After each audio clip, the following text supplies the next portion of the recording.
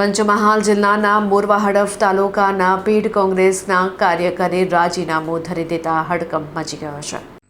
સાલિયા ગામના વતની અને છેલ્લા 3 દાયકાથી પક્ષ સાથે જોડાયેલા સક્રિય કાર્યકર ભીમાભાઈ નાથાભાઈ પટેલ કોંગ્રેસના તમામ હોદ્દા પરથી રાજીનામું તેમને આપી દેતા રાજકીય ક્ષેત્રે ચર્ચા શરૂ થઈ છે.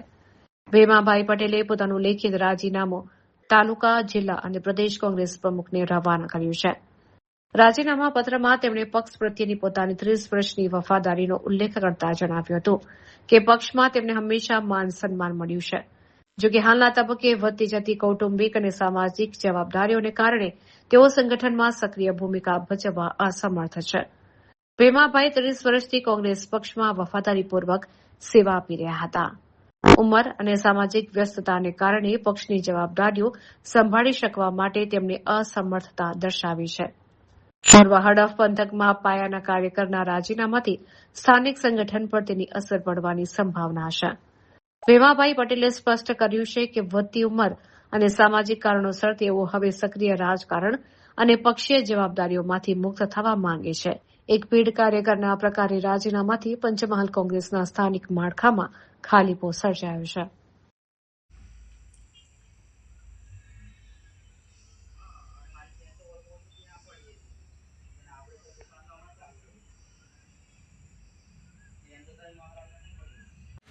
હું પટેલ ભીમાભાઈ નાથાભાઈ મોરવા હડફ કોંગ્રેસ સમિતિ મોસ્ટ વાઇસ પ્રેસિડેન્ટ તરીકે અને મોરવા હડફ કોંગ્રેસ સમિતિ ઉપપ્રમુખ તરીકે આજે મેં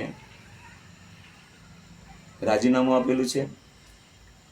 રાજીનામું આપવાનું એટલું જ કારણ કે મને કોઈ કોંગ્રેસ પક્ષ તરફથી નારાજગી પણ નથી. તેમ છતાં પણ આજે વિરોધ પક્ષમાં રહીને હું સતત જિલ્લા પંચાયત અને તાલુકા પંચાયત લડી રહ્યો છું અને લડતો રહ્યો છું. પરંતુ હવે પછી